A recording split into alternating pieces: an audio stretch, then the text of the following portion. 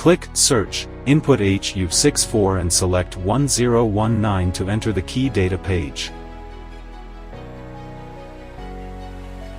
After take apart the door lock, shown in the figure, there are 8 actual wafers. The wafer close to bow is the first cut and the wafer close to tip is the 8th cut.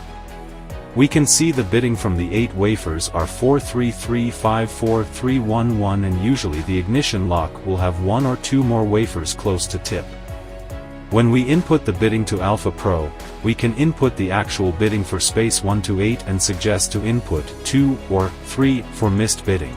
The reason why we didn't input 1 for missed bitting is to avoid shallowest, 1 next to deepest, 5, and cause the key is not easy to be pulled out.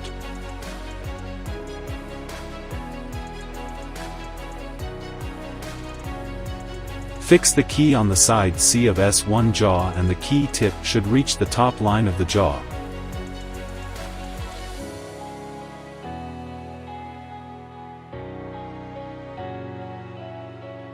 What we use is the key blank with double shoulder, so you will need to open the slant correction.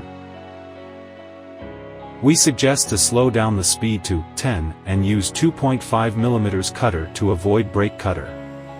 Make sure the key is fixed flatly and the jaw is clean of shavings, then click Cut to start cutting.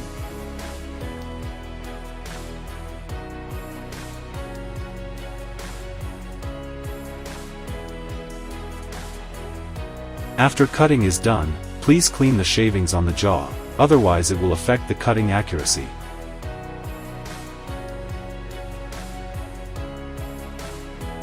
Then fix the other side of the key blank in the side C of S1 jaw shown in the figure. The key tip should reach the top line of the jaw. Make sure the key is fixed flatly and the jaw is clean of shavings, then click Cut to start cutting the other side.